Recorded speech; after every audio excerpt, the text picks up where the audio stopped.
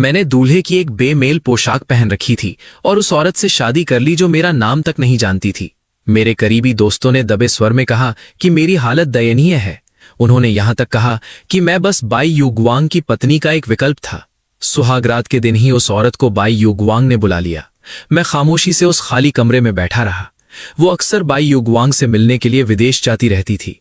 मैंने उसकी खातिर हमेशा खुद को पीछे रखा और कभी उससे कोई सवाल नहीं किया, तब तक जब तक कि उसका बाई युगवांग से तलाक नहीं हो गया। उस रात मैंने अनजाने में उस आदमी को शर्माते हुए उससे ये पूछते सुन लिया, मैं वापस आ गया हूं, क्या तुम अभी भी मुझसे शादी करोगी? क्लेयर ने पल भर की खामोशी के बाद दृढ़ता से उत्तर दिया, हाँ। उसी पल मुझे एहसास हो गया कि अब मुझे क्लेयर के पति का यह रुतबा वापस लौटा देना चाहिए। अगले दिन मैंने उसे तलाक का एग्रीमेंट दे दिया। उसने उसे पढ़ा तक नहीं। उसने बाई युगवांग से बात करते करते ही उस पर हस्ताक्षर कर दिए। उसने मेरी एक ना सुनी और जल्दबाजी में वहां से चली गई। मैंने उस औरत की पीठ को देखा और मेरे दिल में खुद के लिए नफरत की एक लहर दौड़ गई। मैं जानना चाहता था कि जब उसे सच्चाई का पता चलेगा तो उसके चेहरे के भाव कैसे होंगे। तलाक का सर्टिफिकेट मिलने में आधे महीने से ज्यादा का वक्त लग गया। इस दौरान मैंने अपना सारा सामान पैक कर लिया और अपने भाई को अलविदा कह दिया। तभी अचानक क्लेयर मुझे लेने आ गई। वापस लौटते समय वो काफी देर तक खामोश रही। अंततः उसे कुछ याद आया और उसने मेरी तरफ मुड़कर देखा। लूकस, आधा महीना पहले तुमने मुझसे किस दस्तावेज पर हस्ताक्षर करवाए थे? मुझे बहुत समय बाद ये पूछने का ख्याल आया। ये सच था। वो इस पूरे समय रायन के ही आसपास मंडरा रही थी। भला उसे इन छोटी छोटी बातों की परवाह कैसे हो सकती थी? मैंने अपने ख्यालों को समेटा और उसे जवाब देना चाहा। तभी क्लेयर का फोन फिर से बज उठा। क्लेयर, मैं नशे में हूं, मेरे सिर में दर्द हो रहा है, क्या तुम मुझे लेने आ सकती हो? क्लेयर के चेहरे के भाव गंभीर हो गए। रायन, मैंने तुम्हें कई बार बताया है कि मैं शादीशुदा हूं।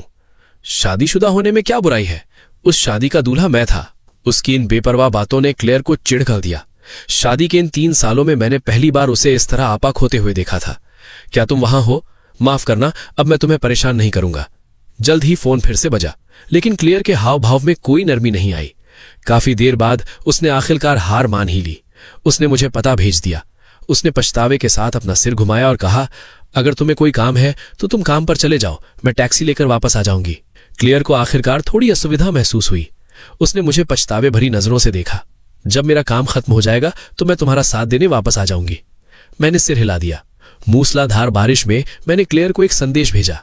तुमने मुझसे जिस दस्तावेज के बारे में पूछा था वो तुम्हारी को ड्राइवर वाली सीट की दराज में रखा है। अगर तुम जानना चाहती हो कि वो क्या है तो तुम उसे खोलकर देख सकती हो। आधे घंटे बाद मैं घर पहुंच गया। क्लेयर ने आखिरकार जवाब दिया, कोई जरूरत नहीं, बस मुझे हस्ताक्षर करने दो, ये मेरे लिए नुकसानदेह नहीं है। इसका मतलब यही था कि उसने उसे नहीं पढ़ा। हाँ, वो नशे में धुत रायन को लेने की जल्दी में थी। उसके पास इसे पढ़ने का समय कैसे हो सकता है? भले ही दस्तावेज ऐसी जगह रखा गया हो जहां तक उसका हाथ आसानी से पहुंच सके। अगले दिन शाम तक पूरे दिन बारिश होती रही। मैं सारा समय घर पर ही रहा और शादी के बाद के सभी पोस्ट डिलीट कर दिए।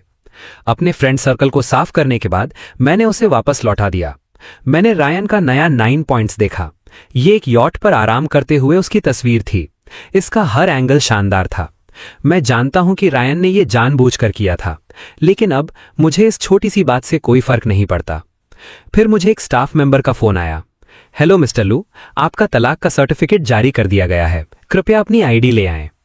अगले हफ्ते क्लेयर कभी वापस नहीं आई, लेकिन रायन हर दिन उकसाने वाले कई संदेश भेजता था। 7वें दिन उसने एक वीडियो पोस्ट किया। क्लेयर जमीन पर घुटनों के बल बैठी थी और उसके पैरों की मालिश कर रही थी। मैंने वो देखा और उसके लिए खरीदी गई सभी चीजें कचरे के डिब्बे में फेंक दी। 5वें दिन उसने कुछ तस्वीरें भेजी। उसके हाथ में एक अंगूठी थी।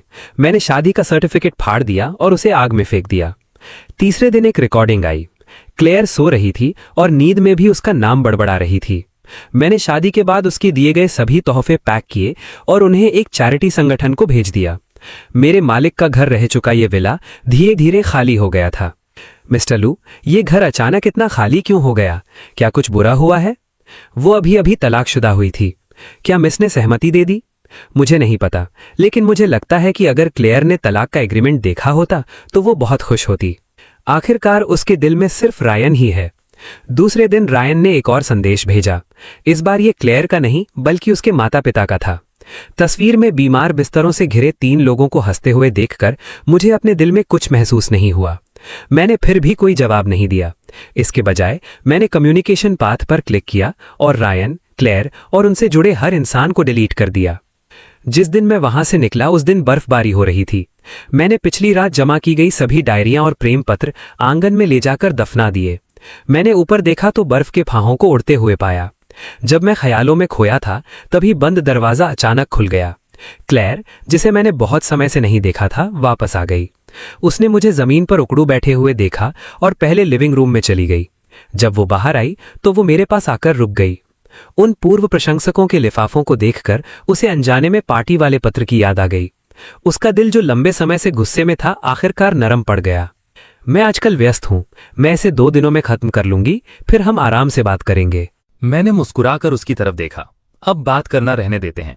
तुम्हें जो सबसे ज्यादा चाहिए था वो असल में 1 महीने पहले ही तुम्हें दिया जा चुका है। चीज? कैसी चीज? क्लेयर पूछने ही वाली थी, तभी उसका फोन कई बार बजा। उसने मैसेज देखने के लिए क्लिक किया। उसकी आंखों के कोरों से तो कुछ नहीं झलका, लेकिन उसके चेहरे पर एक मुस्कान तैर गई। उसके हाव भाव देखकर मैंने आखिरी बचे कुछ प्रेम पत्र आग में फेंक दिए और खड़ा हो गया। एक बड़े गहरे हिस्से ने पीछे जल रही आग को ढक लिया था। क्लेयर के जवाब देने तक प्रेम पत्र जलकर खाक हो चुका था।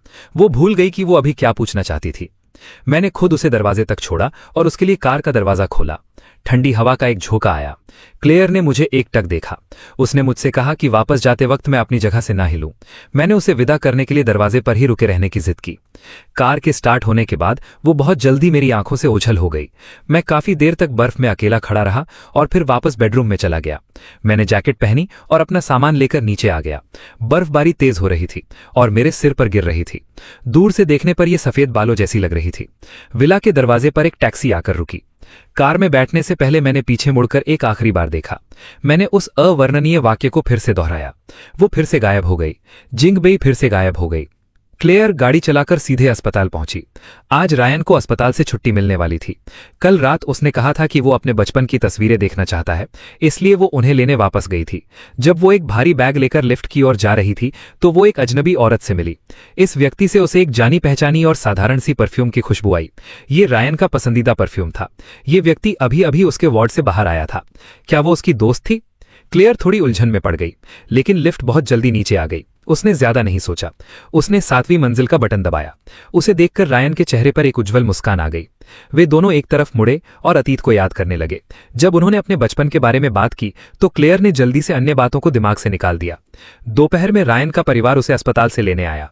जब उन्होंने उसे देखा तो उन्होंने तुरंत उसे धन्यवाद दिया। क्लेयर बहुत विनम्र थी। रायन को चोट लगी थी, इससे मेरा कोई लेना देना नहीं था। उसकी देखभाल करना मेरा कर्तव्य था। जब रायन ने यह सुना तो उसने धीरे से उसका हाथ थपथपाया। उसने कहा कि उसकी चोट से उसका कोई लेना देना नहीं था। क्लेयर, मैंने कल अंकल और आंटी को यहां आने के लिए कहा था। ये साफ कर लो कि अब सब खत्म हो गया है। हमेशा खुद को दोष मत दो, ठीक है? रिचर्ड ने उसकी बात से सहमति जताई। इन सालों में तुम्हारी आंटी और मैं काम में बहुत व्यस्त रहे हैं। अगर तुमने रायन की देखभाल नहीं की होती तो मुझे नहीं पता कि उसका क्या होता। हमें तुम्हें धन्यवाद देना चाहिए। रायन चलकर क्लेयर के पास गया। वो बस प्यारा सा दिखने का नाटक करना चाहता था, लेकिन ग्रेस ने उसे वापस खींच लिया। अब तुम बड़े हो गए हो, तुम शादीशुदा हो। रायन अभी भी नासमझ है, वो तुम्हें परेशान करता रहता है। उसे दोष मत दो। हम उसे अच्छी परवरिश देंगे ताकि वो भविष्य में तुम्हें परेशान न करे। वार्ड का माहौल अचानक से जमसा गया। क्लेयर इन बातों का मतलब समझ गई। उसकी सांसें पल भर के लिए उलझ गईं। वो जल्द ही सामान्य हो गई। उसके होठों की मुस्कान भी वापस ले ली गई थी। रायन के हाव भाव भी बदल गए, लेकिन उसने ऐसा नाटक किया जैसे वो समझ ही नहीं पा रहा हो कि उसकी मां क्या कह रही है। उसने क्लेयर की ओर देखा और मुस्कुराया और विषय बदलने की कोशिश की। ठीक है, मैं क्लेयर के साथ ही पला बढ़ा हूं। उसने किस परेशानी की बात की? उसने मुझे घर छोड़ने का वादा भी किया था, है ना? क्लेयर ने अपना सिर उठाया और जवाब देने ही वाली थी। दोनों बुजुर्गों की आंखों से आंखें मिलने के बाद उसने पलक झपकते ही अपनी बात बदल दी। ऐसा होना तो था, लेकिन अभी अभी मेरी सेक्रेटरी ने बताया कि कंपनी में कुछ काम आ गया है। चूंकि अंकल और आंटी यहां हैं तो मैं उन्हें परेशान नहीं करूंगी। ये कहने के बाद वो वहां नहीं रुकी। वो मुड़ी और वार्ड से बाहर निकल गई। ग्रेस ने उसे रोका। उसने उसे किताब थमाई। क्लेयर, रायन को अतीत में तुम्हारे साथ किए गए बर्ताव के लिए खेद है, लेकिन वो उस समय छोटा था। उसे नहीं पता था कि सच्चा कैसे होना है। महान बनना मुश्किल है, इसे दिल पर मत लेना। इस बुजुर्ग महिला को देखकर, जिसने उसे बचपन से बड़ा होते देखा था, उसका चेहरा पछतावे से भरा हुआ था। क्लेयर ने धीरे से अपना सिर हिलाया। आंटी, मैंने अतीत को भुला दिया है। मैं रायन से नफरत नहीं करूंगी, आप चिंता मत कीजिए। ग्रेस ने आह भरी। उसकी आंखों में देखकर साफ पता चल रहा था कि वो पछतावे से भरी हुई है। ये रायन की ही बदनसीबी है। ये तुम दोनों की किस्मत में भी था कि तुम पति पत्नी नहीं बन पाए। मैंने तुम्हारी माँ से सुना है कि जिससे तुमने बाद में शादी की वो बहुत आज्ञाकारी और समझदार है। उसका तुम्हारे साथ अच्छा रिश्ता है। तुम्हें उसकी कद्र करनी चाहिए।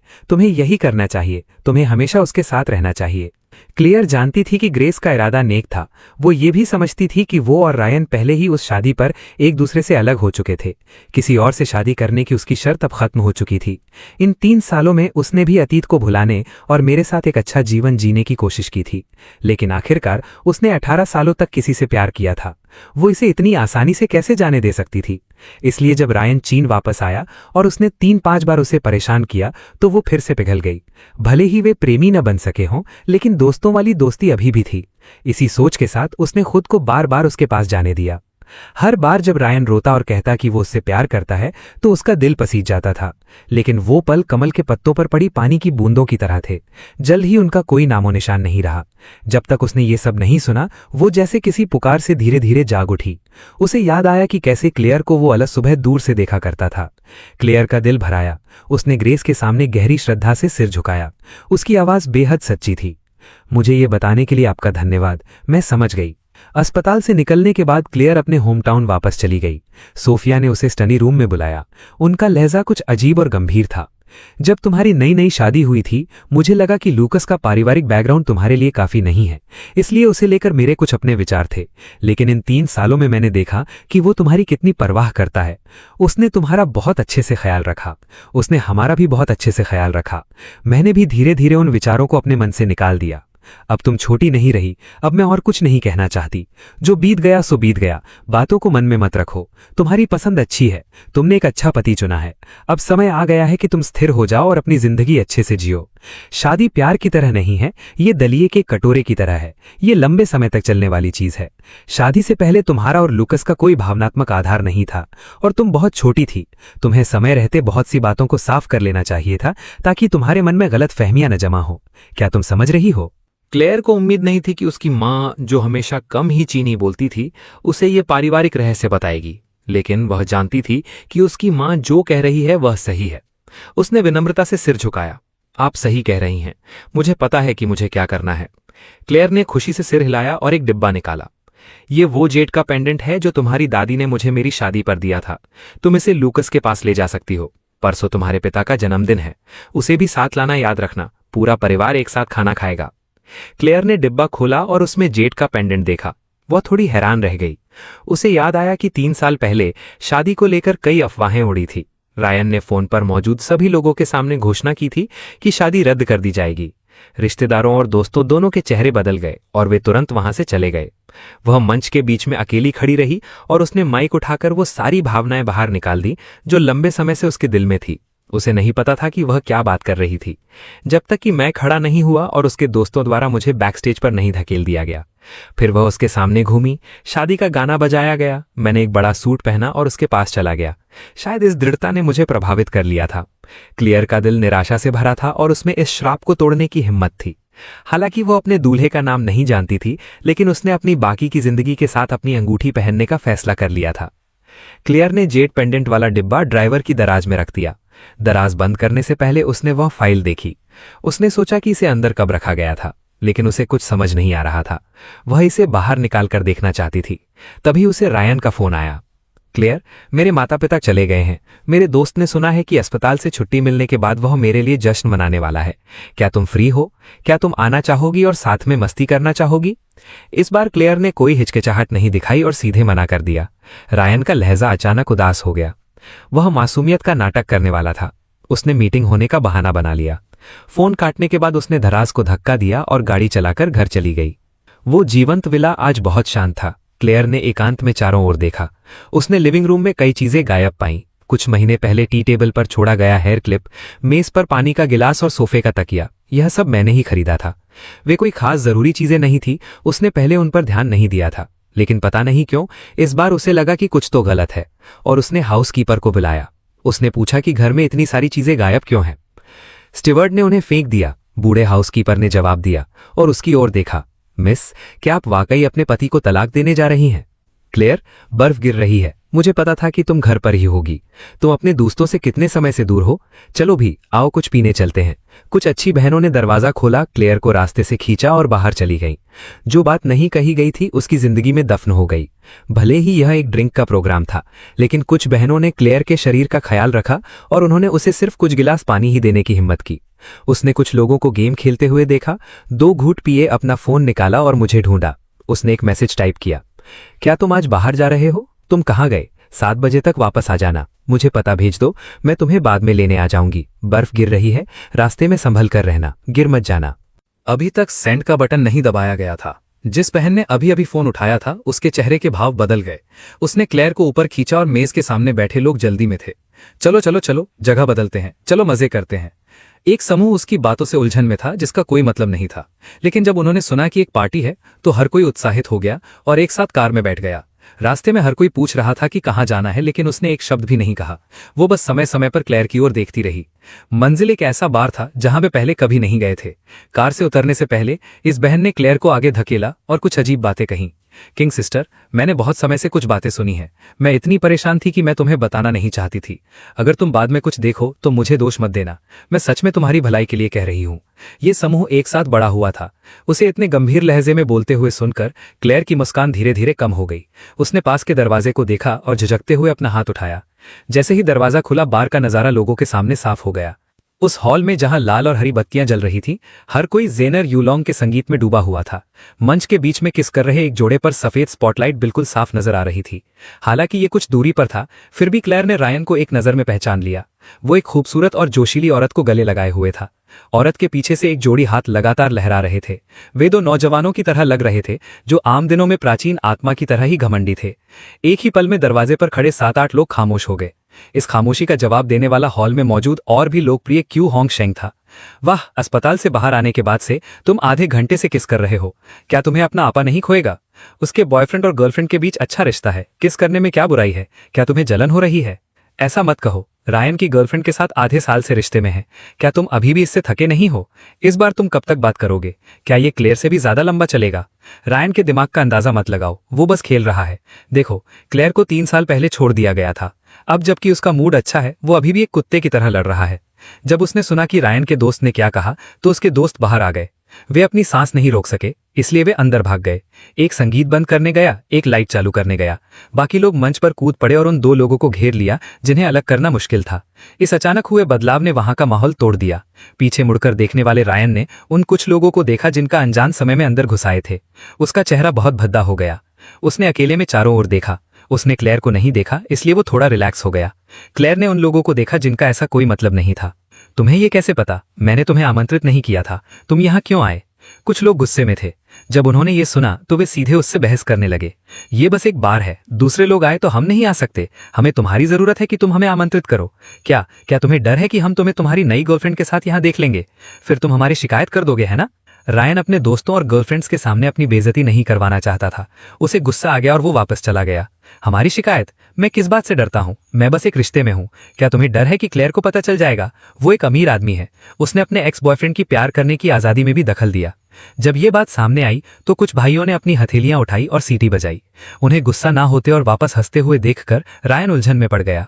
उसे एहसास हुआ कि कुछ गलत है। वो पूछना चाहता था, लेकिन उसकी बहन पहले बोल पड़ी। उसने इतने लंबे समय तक एक जोशीले आदमी होने का नाटक किया। अब लोमड़ी की पूंछ बाहर आ गई है। वो अब और नाटक नहीं करता। रायन, तुम आधे साल से दूसरी औरतों से बात कर रहे हो। तुम एक कटोरी में क्यों खाते हो और बर्तन में क्यों देखते हो? और तुम परेशानी खड़ी करने वाले हो।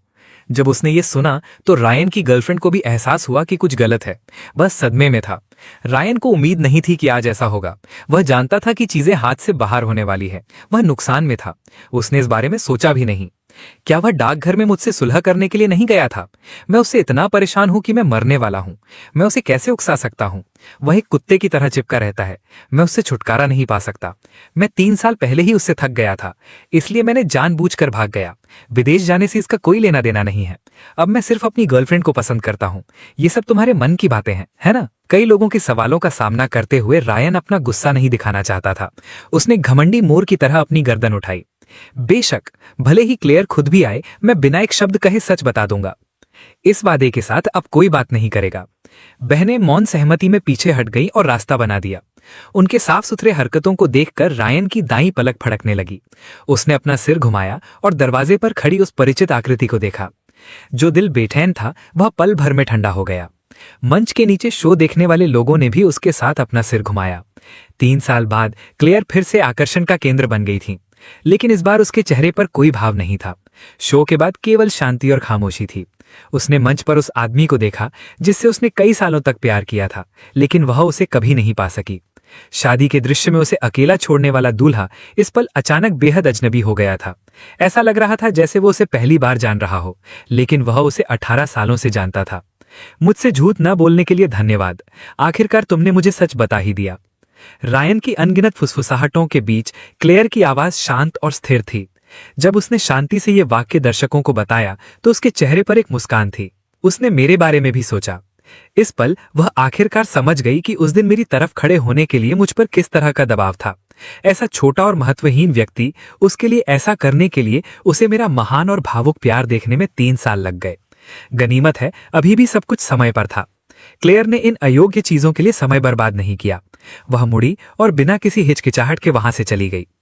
कार में लौटने के बाद क्लेयर ने अपना फोन चालू किया और वह संदेश भेज दिया जो समय पर नहीं भेजा गया था। उसने घंटी बजाई। उसने सोचा कि मैंने संदेश का जवाब दे दिया है और आंख मारी। हरे रंग में लाल विस्मयादि बोधक चिन्ह ध्यान खींचने वाला था। उसने संकेत को वेरीफाई करने के लिए अपने दोस्तों की ओर देखा। वह समझ नहीं पाई। उसने कुछ और संदेश भेजे। वह अभी भी ब्लैकलिस्ट होने की स्थिति में थी। उसका शांत मन अनगिनत फुसफुसाहटों में गूंज उठा। उसके दिमाग ने उसे बताया कि क्या होना चाहिए था, लेकिन उसकी भावनाएं उसके दिमाग पर हावी हो रही थीं। उसने उसे शांत करने के लिए अन्य कारणों का उपयोग करने की कोशिश की। आज सुबह मैंने उसे पहले की तरह बाहर भेजा। उसका चेहरा सामान्य लग रहा था। उसने मुझे अलविदा कहते हुए हाथ हिलाया। शायद ये सिर्फ एक गलती थी। क्लेयर ने अपने दिमाग को बनाने की बहुत कोशिश की, लेकिन वह भाग गई। कार की गति ने उसके घबराए हुए दिल को धोखा दे दिया।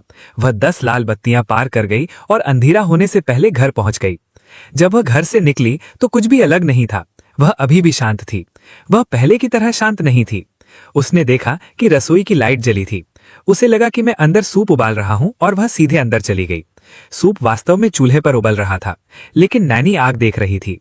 जब नैनी ने उसे देखा तो वह उसके सामने झुक गई। उसने उसे एक कटोरी सूप डाला। क्लेयर ने नहीं पिया। उसने बस एक घूंट लिया। गरम सूप का स्वाद वैसा नहीं था जैसी उसे आदत थी। क्लेयर ने भौए से कोड़ी, क्या तुमने सूप नहीं बनाया? नैनी ने घबराकर माफी मांगी। माफ कीजिए मिस, उनके जाने से पहले उन्होंने मुझे सिखाया था कि सूप कैसे बनाते हैं, लेकिन मुझे याद नहीं रहा। कृपया एक पल प्रतीक्षा करें, मैं तुरंत आपके लिए एक नया सूप बना दूंगी। इस बात में क्लेयर ने केवल 4 शब्द सुने। उनके जाने से पहले उसका दिल तेजी से धड़क रहा था। वो एक अंधेरी झील में गिर गई। तुम कब गए? आज सुबह। आपके जाने के बाद living room, bedroom, study room और बाथरूम, घर के हर कोने की क्लेयर ने तलाशी ली, लेकिन मेरा कोई नामो निशान नहीं था। बूढ़ा हाउसकीपर मेरे पास आया और उसे घबराते हुए देखा।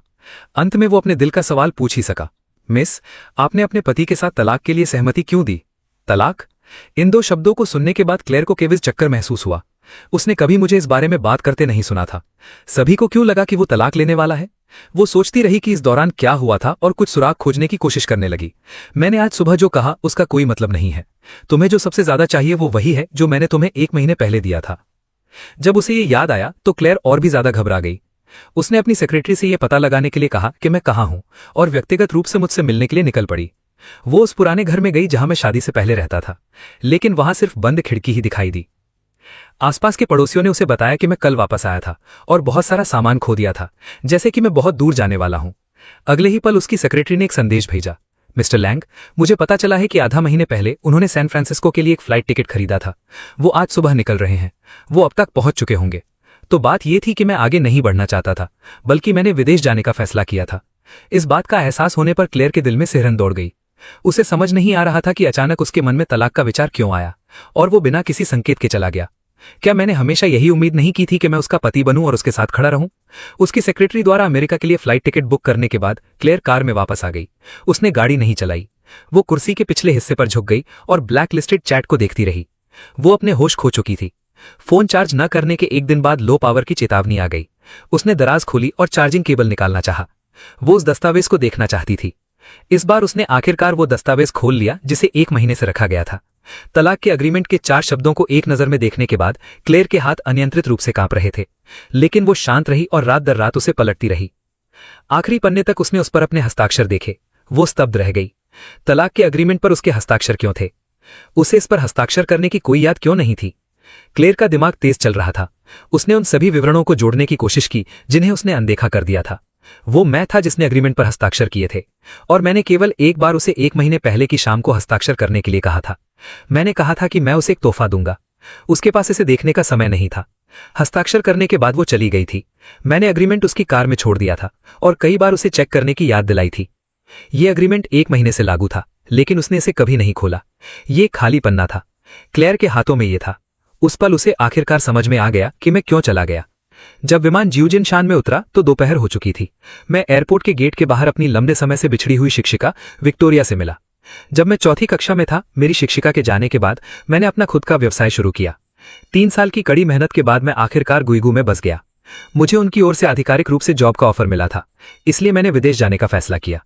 वो अपने शुरुआती 30वें दशक की एक उत्कृष्ट महिला थी और उन्होंने स्कूल में अपना नाम कमाया था। अब चूंकि वो समाज में नहीं है, उनके पास और कोई सहारा नहीं है।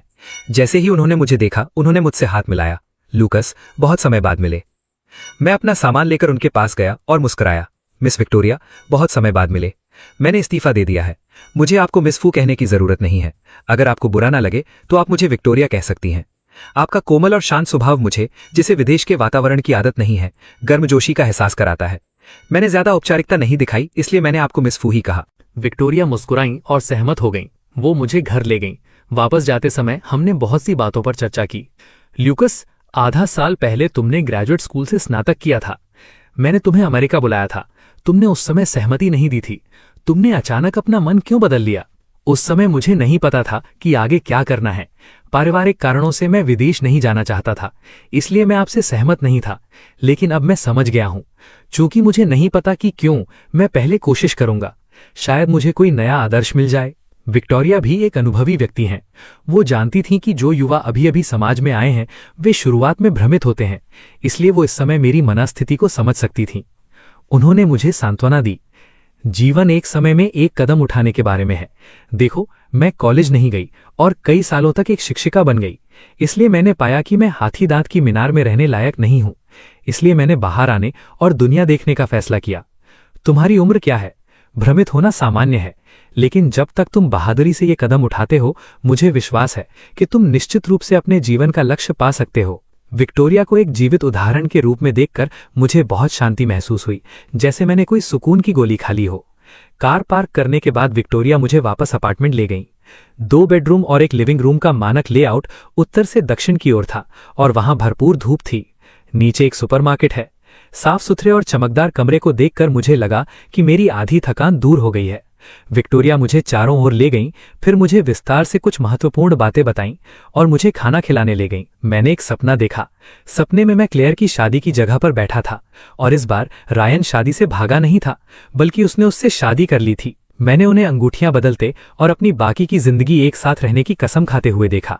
मैं उस जगह से चला गया जहां हर कोई मुझे आशीर्वाद दे रहा था और शांत परिसर में वापस चला गया। 3 साल की कड़ी मेहनत के बाद मैं ग्रेजुएशन के बाद अमेरिका चला गया और एक नई जिंदगी शुरू की। मैं फिर कभी वापस नहीं गया। मैंने एक नई जिंदगी की शुरुआत की और फिर कभी वापस लौटकर नहीं आया। शायद मेरे सपने का वो दृश्य कुछ ज्यादा ही वास्तविक था। अगले दिन जब मैं सोकर उठा तो मैं थोड़ा उलझन में था। मैं हकीकत और सपने के बीच का फर्क महसूस नहीं कर पा रहा था। मैं काफी देर तक सोफे पर अकेला ही बैठा रहा। दोपहर तक विक्टोरिया के फोन ने मुझे पूरी तरह से जगा दिया। ल्यूकस, क्या तुम उठ गए? मैं तुम्हारे घर के नीचे हूं, चलो साथ में लंच करते हैं। मैंने पार्किंग में विक्टोरिया की कार ढूंढ ली। मैंने को ड्राइवर साइड का दरवाजा खोला। मैंने पिछली सीट को देखा और बैठ गया। शिष्टाचार के नाते मैंने ध्यान से पीछे नहीं देखा। मैं चाहता था कि विक्टोरिया मेरा परिचय दें। मेरी सीट बेल्ट बांधने के बाद भी मेरे आसपास के लोग कुछ नहीं बोले। तभी पिछली सीट से एक जानी पहचानी आवाज आई। क्या तुमने अच्छे से आराम किया ल्यूकस? ये परिचित आवाज सुनकर मैंने अपना सिर उठाया। रियर व्यू मिरर के जरिए मैंने एक जाना पहचाना चेहरा देखा। ये क्लेयर थी। मैंने उसे एक दिन से नहीं देखा था। वो बहुत थकी हुई लग रही थी। उस पल बहुत से शब्द मेरे गले तक आए, लेकिन मुझे समझ नहीं आ रहा था कि क्या पूछूं। अंततः मैंने एक शब्द भी नहीं कहा। कार में खामोशी छाई हुई थी। 1 मिनट बाद विक्टोरिया को एहसास हुआ कि माहौल कुछ अजीब है। उन्होंने मुड़कर मेरी ओर देखा। ल्यूकस, ये तुम्हारी क्लासमेट हैं क्लेयर। क्या तुम इन्हें नहीं जानते? वो अभी अभी एयरपोर्ट पर उतरी है और उसने मुझे फोन किया था। उसने कहा कि वो मुझसे मिलना चाहती है। मैंने सोचा कि तुम दोनों क्लासमेट हो तो हमें साथ में खाना खाना चाहिए। तुम्हें कोई ऐतराज तो नहीं है ना? मुझे ऐतराज था, लेकिन विक्टोरिया के सामने, जिन्हें हमारे बारे में कुछ नहीं पता था, मुझे शांत रहना जरूरी था। इसलिए मैं केवल कमजोर होने का नाटक करके उन्हें मुस्कुराते हुए जवाब दे सकता था। विक्टोरिया, आप जैसा ठीक समझें कर ले। मैं बस समय पर पीछे मुड़ नहीं पाया। मुझे थोड़ा चक्कर आ रहा है। विक्टोरिया मुस्कुराई और सहमति में सिर हिलाया। फिर मैंने धीरे धीरे खुद को संभाला। उसके बाद मैंने पिछली सीट पर बैठी क्लेयर से बात की। क्लेयर, तुम कैसी हो? क्या तुम पहले वापस जाकर आराम करना चाहती हो? क्लेयर 30 घंटे से ज्यादा समय से नहीं सोई थी, लेकिन वो जानती थी कि ये आराम करने का समय नहीं है। इसलिए उसने धीरे से सिर हिलाकर मना कर दिया। नहीं, पहले खाना खा लेते हैं। मैंने रेस्टोरेंट बुक कर लिया है। ऐसा लगता है कि स्कूल के समय तुम दोनों में कम ही बातचीत होती थी। मुझे उम्मीद नहीं थी कि ग्रेजुएशन के बाद हमारी ऐसी किस्मत होगी। क्या हम सैन फ्रांसिस्को में फिर से मिल सकते हैं? हालांकि मेरा सिर झुका हुआ था, लेकिन मैं अपने पीछे से आती उस चुपती हुई नजर को महसूस कर सकता था। मैं जानता था कि क्लेयर यहां है, वो यहां मुझसे मिलने आई है।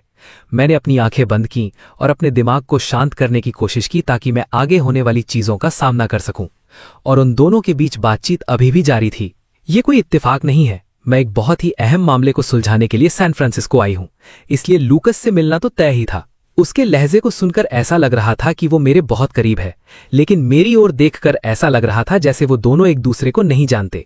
इस उलझे हुए रिश्ते ने विक्टोरिया को थोड़ा असमंजस में डाल दिया था।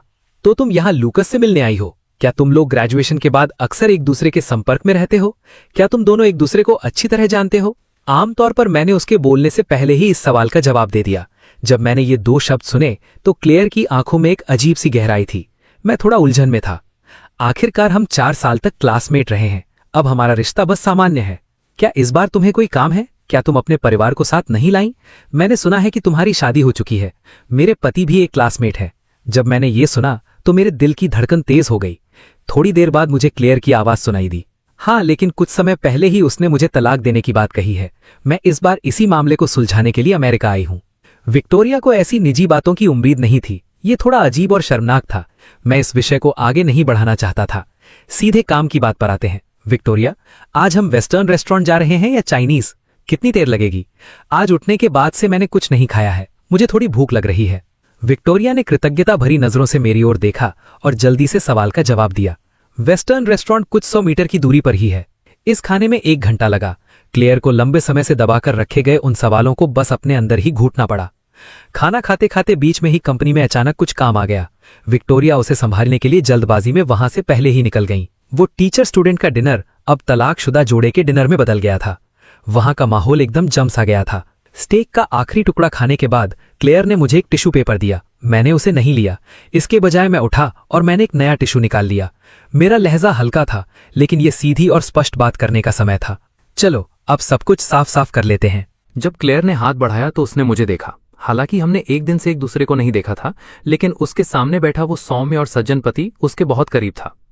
उसे समझ नहीं आ रहा था कि मैं बदल गया हूं या उसने कभी मेरे असली रूप को देखा ही नहीं था। बिस्तर के उन कुछ अंतरंग पलों को छोड़कर उसने शायद ही कभी मेरे चेहरे को ध्यान से देखा हो या मेरे अंदर होने वाले भावनात्मक बदलावों पर गौर किया हो। मेरे इस नए रूप का सामना करते हुए क्लेयर अपनी जगह सही थी, लेकिन वो जानती थी कि मेरे तलाक चुनने की वजह का कहीं ना कहीं उसी से संबंध होगा। इसलिए बातचीत की शुरुआत में ही उसने सच्चे दिल से मुझसे माफी मांगी। लूकस, मुझे माफ कर दो। पिछले 3 सालों में ये मेरी ही गलती थी कि मैंने एक पत्नी की जिम्मेदारी नहीं निभाई, तुम्हें एक सामान्य परिवार का माहौल नहीं दिया और हमेशा तुम्हारी कोशिशों को नजरअंदाज किया। मुझे खेद है। मैं जानता था कि इस पल वो जो कह रही थी वो पूरी तरह से सच्चा था, लेकिन इन देरी से मांगी गई माफियों से मुझे कोई फर्क नहीं पड़ा। मैं समझ गया था शुरुआत से ही मेरे और क्लेयर के बीच किसी अच्छे नतीजे की कोई गुंजाइश नहीं थी। इसलिए मैंने उसे सिर्फ एक वाक्य में जवाब दिया, मुझे तुम्हारी माफी की जरूरत नहीं है। बस तुम तलाक का एग्रीमेंट जमा कर दो और मुझे तलाक का सर्टिफिकेट भेज दो, यही मेरे लिए काफी है। क्लेयर स्तब्ध रह गई। प्लेन में उसे लगा था कि अभी भी एक मौका है। वो लगातार सोच रही थी कि कैसे माफी मांगनी है। इस पल आकर उसे एहसास हुआ कि मैं अपने फैसले पर कितना अटल हूं। मेरे शांत चेहरे को देखकर उसकी आंखों में घबराहट की एक झलक और बहुत सारा गुस्सा था। क्या तलाक लेना ही जरूरी है? क्यों? मैंने उसे घूरते हुए देखा। मैंने तुमसे शादी इसलिए की थी क्योंकि मैं तुम्हें पसंद करता था, और मैं तलाक इसलिए चाहता हूं क्योंकि अब मैं तुम्हें पसंद नहीं करता। बस इतनी सी बात है। रेस्टोरेंट से निकलने के बाद मैं घर नहीं गया, मैं विक्टोरिया से मिलने चला गया। जब मैं अकेला आया तो उन्हें थोड़ी घबराहट हुई। क्लेयर के जाने के बाद उन्हें भी कुछ काम था। मुझे लगा कि कुछ ही दिनों में मुझे नौकरी मिल जाएगी, इसीलिए मैं स्थिति देखने आ गया। विक्टोरिया ने ज्यादा कुछ नहीं सोचा और उनका काम भी खत्म हो गया था। वो मुझे कंपनी घुमाने ले गई। काम खत्म होने के बाद हमने साथ में डिनर किया और मैं वापस अपने अपार्टमेंट आ गया। मैंने अपना फोन खोला और क्लेयर द्वारा भेजा गया एक मैसेज देखा। तुम्हारे जाने से पहले कही गई बातें मुझे याद हैं। चूंकि तुमने तलाक लेने का फैसला कर लिया है, इसलिए मैं तुम्हारी इच्छा का सम्मान करूंगी।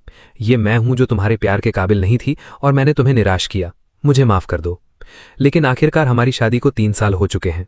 हालांकि हम अलग हो गए हैं, लेकिन क्या हम दोस्त बनकर रह सकते हैं? दोस्त? क्या मुझे क्लेयर के साथ दोस्त बने रहने की कोई जरूरत है? मुझे कुछ समझ नहीं आ रहा था। मेरे दिमाग में यही था कि हमें शांति से अलग हो जाना चाहिए और कभी एक दूसरे से संपर्क नहीं करना चाहिए। इसीलिए मैंने तुरंत इस निवेदन को स्वीकार नहीं किया। रात 10 बजे जब मैं सोने जा रहा था तो मैंने देखा कि क्लेयर ने एक और मैसेज भेजा है। इस बार तलाक के एग्रीमेंट में कुछ शर्तें हैं जिन पर मैं तुम्हारे साथ चर्चा करना चाहती हूं। मैंने उसे स्वीकार करने के लिए क्लिक कर दिया। क्लेयर ने कुछ नहीं कहा और मुझे जरूरी बदलाव भेज दिए। मैंने ध्यान से देखा और पाया कि उसने मूल संपत्ति बंटवारे को समान बंटवारे में बदल दिया था। कहने का मतलब यह था कि तलाक का सर्टिफिकेट मिलने के बाद मुझे क्लेयर की आधी संपत्ति मिलनी थी। लेकिन मैं थोड़ा चिंतित था, इसलिए मैंने एक वॉइस मैसेज भेजा। तुम्हें इतनी संपत्ति देने की जरूरत नहीं है, वरना मुझे नुकसान सहना पड़ेगा। क्लेयर को शायद पहले से ही उम्मीद थी कि मैं ऐसा कहूंगा। मुझे जल्द ही उसका मैसेज मिल गया। मैं जानती हूं कि तुमने पैसों के लिए मुझसे शादी नहीं की थी। मैंने कॉन्ट्रैक्ट में जो बदलाव किए हैं वो तुम्हारी भरपाई के लिए नहीं है। ये सिर्फ कानून है, तुम इसी के हकदार हो। ज्यादा मत सोचो। मैंने उसे कुछ और बार समझाने की कोशिश की, लेकिन क्लेयर ने हमेशा मुझे यही जवाब दिया। मैं थक गया था और अब उसे और नहीं मनाना चाहता था, इसलिए मैंने बात वहीं छोड़ दी। समय बीतता गया, मैंने आधिकारिक तौर पर काम करना शुरू कर दिया और धीरे धीरे काम के जीवन के अनुकूल हो गया। 1 महीने बाद मुझे तलाक का सर्टिफिकेट और बड़ी मात्रा में रियल एस्टेट शेयर्स और अन्य संपत्तियां मिल गई। मुझे समझ नहीं आ रहा था कि इसके साथ क्या करूं, इसलिए मैंने इसे रख लिया। जब कुछ और नहीं हुआ तो मैं अपनी जिंदगी वैसे ही जीता रहा। कड़ाके की सर्दियां बीत गईं और बसंत आ गया। मैं हमेशा की तरह काम पर गया। विक्टोरिया ने मुझे एक मीटिंग के लिए ऑफिस बुलाया। मीटिंग में मुझे विक्टोरिया के साथ सहयोग पर चर्चा करने के लिए चीन वापस जाने के वास्ते एक असिस्टेंट चुनना था। उनकी नजर सभी पर घूमी और अंततः मुझ पर आकर टिक गई। लूकस, तुम मेरे साथ चलो। अप्रत्याशित रूप से मुझे चुन लिया गया था। मैं इस तरह के अहम काम को नहीं संभाल सकता था, लेकिन चूंकि विक्टोरिया ने मुझे चुना था, इसलिए मुझे सहमत होना पड़ा। मीटिंग के बाद हम दोनों साथ ही रुके रहे। विक्टोरिया ने हार नहीं मानी। मुझे कुछ कहना है लूकस, हालांकि तुम्हें एक साथ 4 कंपनियों के साथ विवरणों पर चर्चा करनी है, लेकिन हमारा मुख्य ध्यान लेंग ग्रुप के साथ सहयोग पर है। जब मैंने लेंग शब्द सुना तो मुझे कुछ अंदेशा हो गया। मैंने विक्टोरिया की ओर देखा और कुछ पलों के लिए हिचकिचाया। फिर भी मैंने ईमानदार रहने का ही फैसला किया। पिछली मीटिंग के बाद क्लेयर ने मुझे अकेले में मिलने के लिए कहा था। यह प्रोजेक्ट उसी समय तय की गई नींव है। उसने असल में मुझे तुम्हारे और अपने बारे में कुछ बताया था।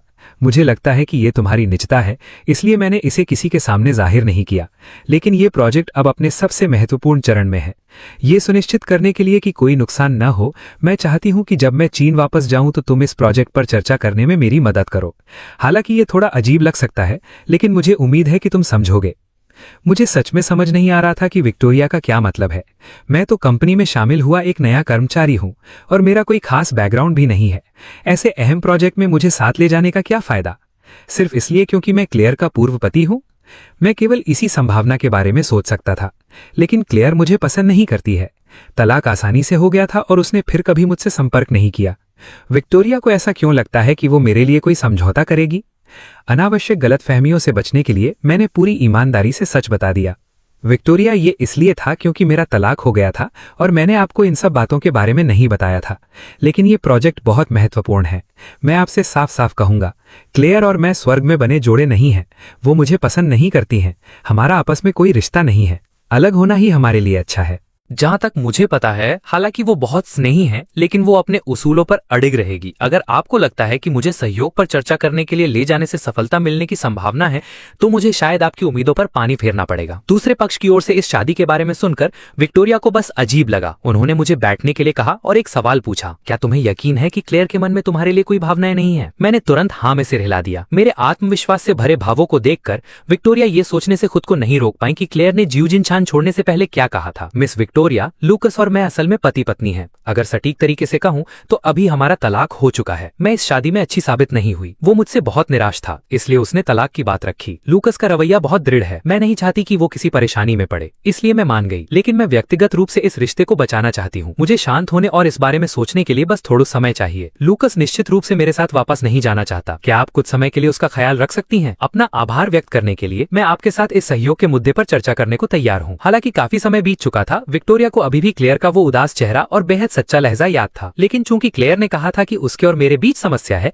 इसलिए वो ज्यादा कयास नहीं लगाना चाहती थी और अंत में केवल मेरी राय मांगी। तुम्हें प्रोजेक्ट के मामले में ज्यादा सोचने की जरूरत नहीं है। मैं तुम्हें वहाँ इसलिए ले जाना चाहती हूँ क्योंकि इसमें मेरा भी कुछ स्वार्थ है और मैं तुम्हें इसके लिए तैयार भी करना चाहती हूँ। इसे बस एक सामान्य बिजनेस ट्रिप समझो, बस प्रक्रिया का पालन करो। मैं विक्टोरिया को काफी समय से जानता हूँ। मैं जानता हूँ कि वो एक सीधी बात करने वाली इंसान है और वो मेरे पीठ पीछे कुछ नहीं करेंगी। इसके अलावा ये बिजनेस ट्रिप सच में एक दुर्लभ अवसर था। मैं इसे गंवाना नहीं चाहता था। इसलिए काफी देर सोचने के बाद आखिरकार मैं सहमत हो गया। चीन वापस जाने का समय 1 हफ्ते बाद का तय हुआ था। मैं काम करते हुए अपना सामान पैक कर रहा था। जैसे जैसे वापस जाने का समय नजदीक आ रहा था, मैं खुद को उतना ही शांत महसूस कर रहा था। अतीत को मुड़कर देखने पर मुझे बस ऐसा लगता है जैसे ये एक सपना था। अब जब मैं उस सपने से जाग गया हूँ तो मैं पूरी तरह से होश में हूँ और मुझे अतीत की याद नहीं आएगी। जहाँ तक क्लेयर की बात है, वो बस वापस शुरुआती बिंदु पर पहुंच गई थी और एक क्लासमेट की पुरानी दोस्त बन गई थी। इस जाने पहचाने शहर में फिर से वापस आने पर मेरी मानसिकता काफी हद तक बदल चुकी थी। मैं विक्टोरिया के साथ अपना सामान लेकर एयरपोर्ट से बाहर आया। बात करते हुए विक्टोरिया ने दूर से अपने माता पिता को हाथ हिलाते हुए देखा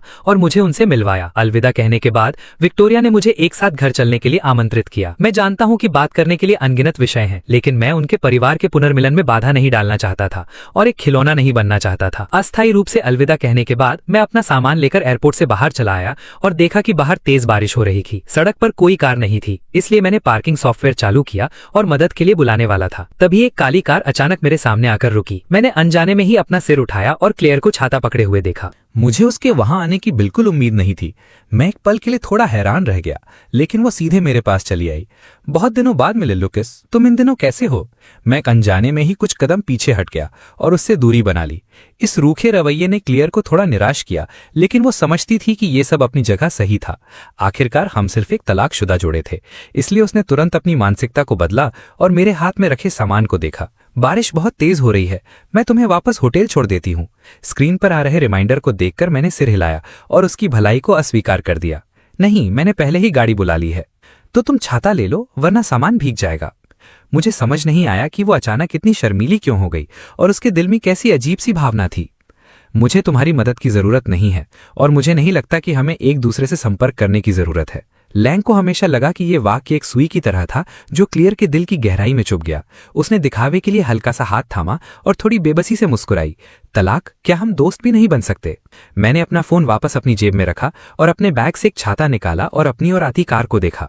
तलाक से पहले हम बस साधारण क्लासमेट थे। तलाक के बाद चलो उसी समय में वापस चलते हैं। तुम और मैं एक ही दुनिया से नहीं हैं, इसलिए दोस्त बनने की कोई जरूरत नहीं है। मेरा हर एक वाक्य बिना किसी स्नेह या लगाव के था। अब क्लियर की बारी थी। उसने ड्राइवर को मेरा सामान डिग्गी में रखते देखा, मुझे कार का दरवाजा खोलते देखा, मुझे छाता उठाते देखा और उसे बस यही महसूस हुआ कि कुछ ऐसा है जो उससे दूर और दूर होता जा रहा है। वो खुद को रोक नहीं पाई और बंद होने वाले कार के दरवाजे को खींच लिया। मुझे नहीं लगता कि हम एक ही दुनिया से हैं। लूकस, शायद तुमने अगिनत लोगों को तुम्हारे बैकग्राउंड और मुझसे शादी करने के चुनाव के बारे में बात करते हुए सुना होगा, लेकिन मैं तुम्हें ये बताना चाहती हूँ कि मैंने तुम्हें कभी स्पष्ट रूप से नहीं देखा और मेरे मन में कभी ऐसा कोई विचार नहीं आया कि तुम मेरे साथ खड़े होने के लायक नहीं हो। तुमने बस अपने पास मौजूद हर चीज को स्वीकार किया और बहादुरी से उस चीज का पीछा किया जिसे तुम पसंद करते थे। तुम्हें खुद को कमतर आंकने की जरूरत नहीं है। मुझे अकेले रहते हुए लगभग 10 साल हो चुके हैं। ये पहली बार था जब मैंने किसी को ऐसा कहते हुए सुना था। मैंने अपना सिर घुमाया और उसकी ओर देखा। मेरे होठों पर एक हल्की सी मुस्कान थी। तुम्हारे मुंह से ऐसा सुनना दुर्लभ है। धन्यवाद। होटल में अपना सामान रखने के बाद बारिश रुक गई थी। मैं अपना बैग लेकर रेस्टोरेंट पहुंचा और ईथन से मिला।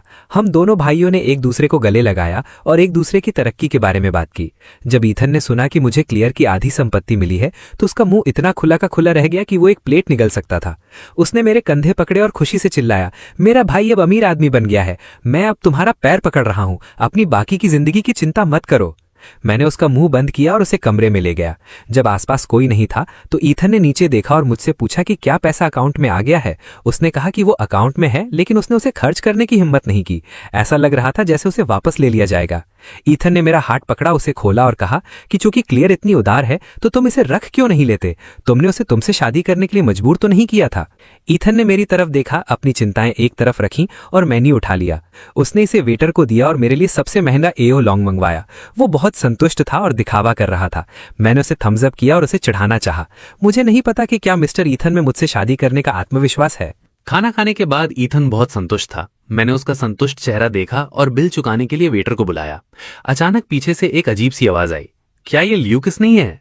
हमने ऊपर देखा और लोगों का एक समूह देखा।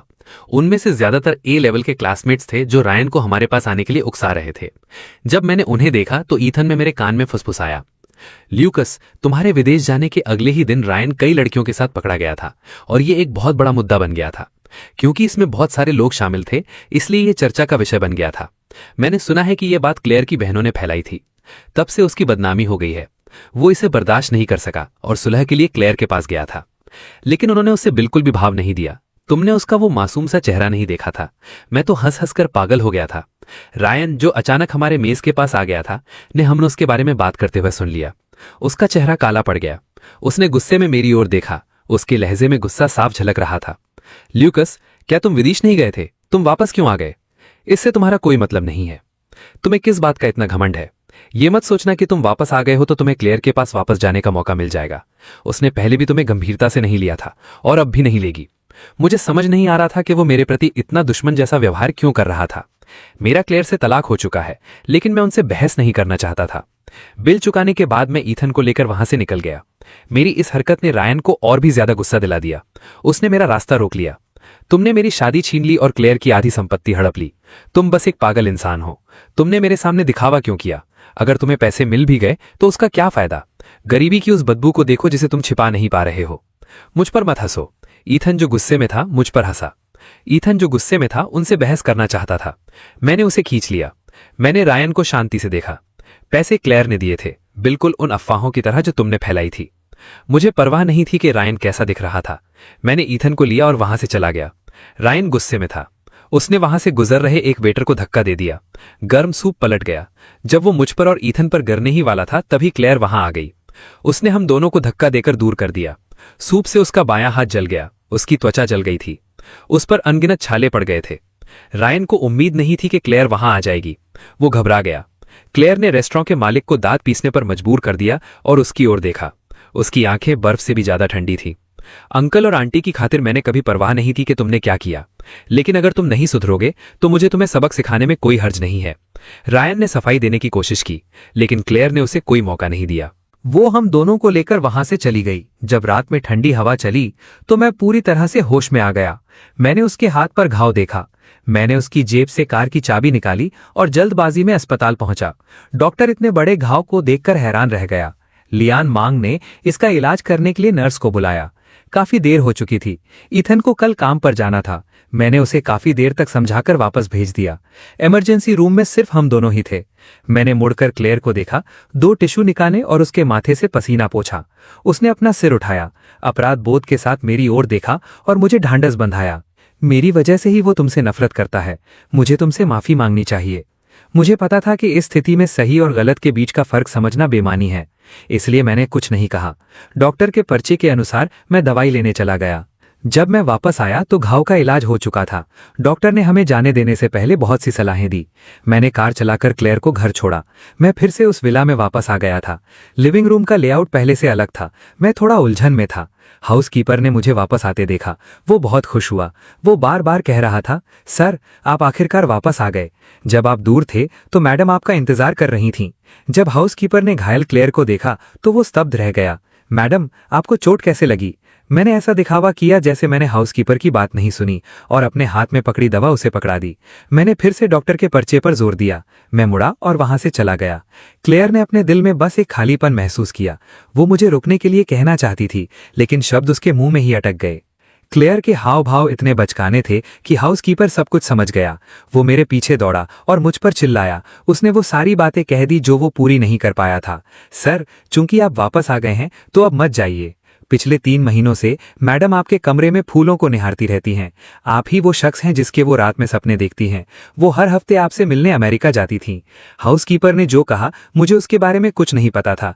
मुझे लगा कि उसने पूरी तरह से सब कुछ भुला दिया है और एक नई जिंदगी शुरू कर दी है। जब मैंने ये बातें सुनी तो मेरी पहली प्रतिक्रिया यही थी कि ये सब बकवास है।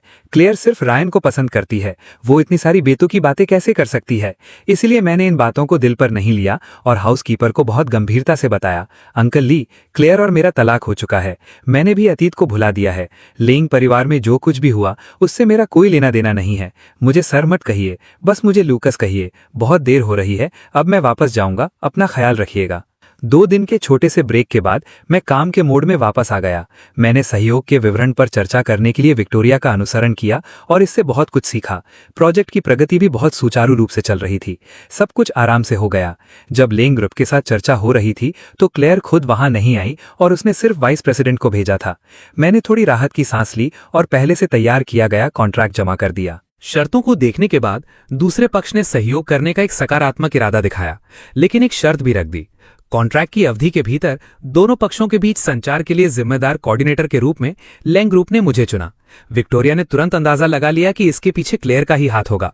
वो इस सहयोग का इस्तेमाल करके मुझे अपने पास रखना चाहती थी। इस बारे में सोचने के बाद विक्टोरिया ने फिर भी मुझसे मेरी राय पूछने का फैसला किया। इसलिए लेंग ग्रुप से निकलने के बाद हमने बातचीत करने के लिए कैफे ढूंढा। हालांकि लूकस, ये थोड़ा अजीब हो सकता है, लेकिन अगर तुम्हें ठीक लगे तो क्या तुम मुझे क्लेयर के साथ अपनी शादी के बारे में बता सकते हो? मैं कुछ देर के लिए शांत रहा, लेकिन अंत में मैंने पूरी कहानी बता दी। इसे सुनने के बाद विक्टोरिया काफी देर तक इस ख्याल से बाहर नहीं आ सकी। उन्हें समझ नहीं आ रहा था कि क्या कहें। इस पल कोई भी शब्द कमजोर पड़ गया था। केबिन में बस खामोशी छाई हुई थी। उनके उदास और पछतावे भरे भावों को देखकर मैं धीरे से मुस्कुराया। ये सहना बहुत मुश्किल था। विक्टोरिया दीदी, मैं जानता हूं कि आपको चिंता है। आप इस प्रोजेक्ट को जीतना चाहती हैं, लेकिन आप नहीं चाहती कि मुझे कोई दुख पहुंचे। मैंने आपको इन पुरानी बातों के बारे में इसलिए बताया ताकि आपको ये बता सकूं कि मैं इन सबसे पूरी तरह बाहर आ चुका हूं। उनका अनुरोध चाहे जो भी हो, मेरी नजर में मैं इसे केवल एक काम के रूप में ही लूंगा जिसे मैं गंभीरता के साथ खत्म करना चाहता हूं।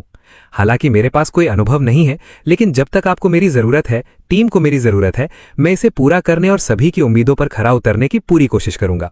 मेरा ये सच्चा वादा सुनकर विक्टोरिया की आंखें भर आईं। 1000 शब्द भी उनका आभार व्यक्त नहीं कर सकते थे। अंत में हमने एक टोस्ट के साथ इसका जश्न मनाया। अप्रैल के अंत में विक्टोरिया ने 4 हस्ताक्षरित कॉन्ट्रैक्ट लिए और सैन फ्रांसिस्को वापस उड़ान भरने के लिए तैयार थीं। मैं उन्हें अलविदा कहने के लिए एयरपोर्ट गया था। कुछ दूरी पर दिखाई दे रही उस आकृति को देखकर विक्टोरिया खुद को पूछने से नहीं रोक पाई। उन्होंने अब उसके इरादे को स्पष्ट रूप से देख लिया था। क्या तुम सच में उसे एक और मौका देने की योजना नहीं बना रहे हो? मैं जानता हूं कि विक्टोरिया दयालु हैं। वो चाहती हैं कि मैं खुश रहूं, लेकिन केवल मैं ही समझ सकता हूं कि इस सब से बाहर निकलने से पहले मेरे लिए ये कितना मुश्किल था। इसलिए मैंने केवल एक ही वाक्य में जवाब दिया, विक्टोरिया दीदी, हमें आगे बढ़ना ही होगा। मैंने सुविधा के लिए सबसे ऊपरी तल मंजिल पर एक अपार्टमेंट किराए पर लिया था। अगले दिन वो सड़क के पार वाले घर में रहने आ गई। वो क्लेयर थीं। जिंगबई के इस महीने में मैं अक्सर उससे अलग अलग जगहों पर मिलता था, सुपरमार्केट में, हॉटपॉट रेस्टोरेंट में, पार्क में। मैं जानता था कि वो मेरा पीछा कर रही थी। जब हम कभी कभी मिलते थे तो हम साधारण दोस्तों की तरह बात करते थे। बाकी समय वो हमेशा एक परछाई की तरह पीछे पीछे चलती रहती थी। पड़ोसी बनने के बाद मिलने के मौके बढ़ रहे थे। क्लेयर के चेहरे की मुस्कान और भी ज्यादा खिलती जा रही थी। कभी कभी वो मुझे साथ में डिनर करने के लिए आमंत्रित करती थी। मैं हमेशा मना करने का कोई न कोई बहाना ढूंढ ही लेता था। हर बार जब मैं सॉरी कहता था तो उसकी आंखें नम हो जाती थीं। मुझे लगा कि अब अगली बार ऐसा नहीं होगा, लेकिन अगले दिन वो फिर से मेरे पास आती थी और मुझे हेलो कहती थी। मुझे वो दिन याद आ गए जब मैं कॉलेज में रायन के साथ था। मुझे डर था कि वो नाराज हो जाएगा और इन अच्छी चीजों का आनंद नहीं ले पाएगा। मैं बस हर दिन अच्छा समय बिताना चाहता था, बस इतना ही। बसंत से गर्मियां, फिर पतझड़ और शुरुआती सर्दियों तक का समय बीत गया। ये प्रोजेक्ट लगभग 1 साल तक चला और अपने अंतिम चरण में पहुंच गया। कॉन्ट्रैक्ट की समय सीमा इत्तेफाक से मेरे 25वें जन्मदिन पर ही थी। मैंने इस दिन सैन फ्रांसिस्को के लिए फ्लाइट बुक कर ली। मेरे जाने से 1 दिन पहले मैंने अपना सामान पैक कर लिया था और खिड़की के बाहर बर्फ गिर रही थी। 12 बजे दरवाजे पर दस्तक हुई। जब मैंने दरवाजा खोला तो मैंने क्लेयर को केक पकड़े हुए देखा। वो मुस्कुरा रही थी और हैप्पी बर्थडे कह रही थी, लेकिन मैं उसकी उदासी को देख सकता था। मैंने केक का एक टुकड़ा खाया और जल्दी से अपना संयम वापस पा लिया और विनम्रता से उसे धन्यवाद दिया। मोमबत्ती जलने के बाद मैंने अपने हाथ जोड़कर एक मन्नत मांगी।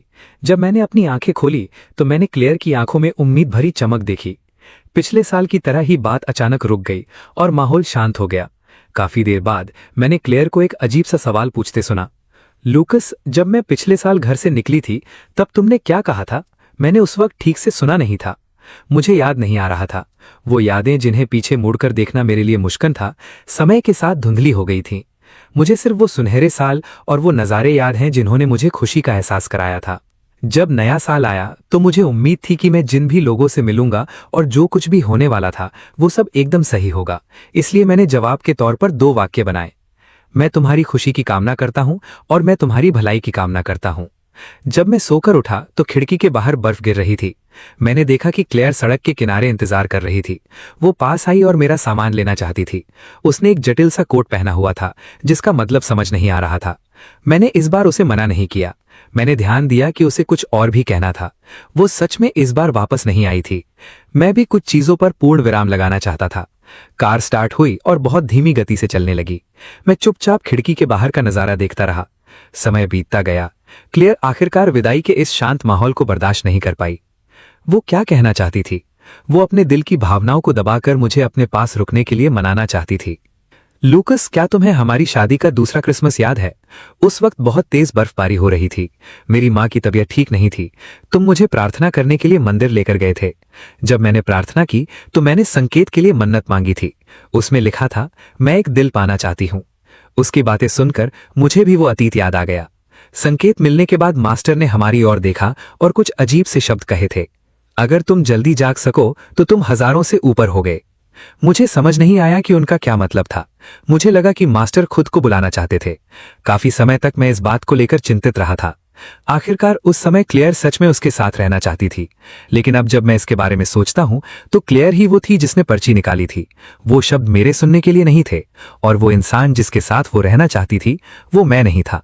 ये सोचकर मैं हल्के से हंस पड़ा। मुझे याद नहीं है। क्लेयर कुछ सेकंड के लिए उलझन में पड़ गई और तुरंत एक नया विषय ले आई। उनमें से ज्यादातर हमारी शादी के बाद की रोजमर्रा की छोटी मोटी बातें थीं। मुझे उनमें से कुछ याद भी नहीं थी। उसने ये बात बहुत ही स्पष्ट रूप से कही थी। उसने इन प्यार भरे शब्दों से मेरा दिल पिघलाने की कोशिश की, लेकिन मेरे चेहरे पर कोई भाव नहीं था। मुझे अतीत की कोई याद नहीं आ रही थी और इससे पहले कि मुझे पता चलता कार एयरपोर्ट पहुंच चुकी थी। मैं जाने ही वाला था। क्लेयर ने मुझे पीछे से आवाज दी। उसने मुझे एक डिब्बा दिया। मैंने उसे खोला और उसमें जेड पेंडेंट की एक जोड़ी देखी। मुझे याद है कि ये वही जेड पेंडेंट है जिसे मिसेस लैंग हर दिन पहनती हैं। इसे लैंग परिवार की पारिवारिक विरासत कहा जाता है। उसने मुझे ये क्यों दिया? अगर ये विदाई का तोहफा है तो ये बहुत महंगा है। मेरी इसे स्वीकार करने की हिम्मत नहीं हो रही थी। एक बार फिर से ठुकराए जाने के बाद क्लेयर अब और मुस्कुरा नहीं पाई। उसने कुछ बार सिर हिलाया। उसके चेहरे पर गुस्से की एक झलक थी। इसे रख लो, ये मेरा दिल है। मेरी मां का भी यही मतलब था। मैंने हल्के से अपना सिर हिलाया। इस तोहफे का क्या मतलब है? मैं समझता हूं, इसलिए मैं इसे स्वीकार नहीं करना चाहता। मैंने तुम्हें कई बार बताया है, चूंकि अब ये कहानी खत्म हो गई है तो चलो अपनी उसी पुरानी स्थिति में वापस चलते हैं। एक एक शब्द सुनकर क्लेयर को गहरी चोट पहुंची थी। वो बर्फ में खड़ी रही, मुझे दूर से देखती रही और फिर कभी पीछे मुड़कर नहीं देखा। केवल मेरे सिर पर बिखरे बर्फ के फाहे मेरे पास वैसे ही आए जैसे उन्हें आना चाहिए था और उसे वो सफेद बाल दे गए जो उसे कभी नहीं मिल सके।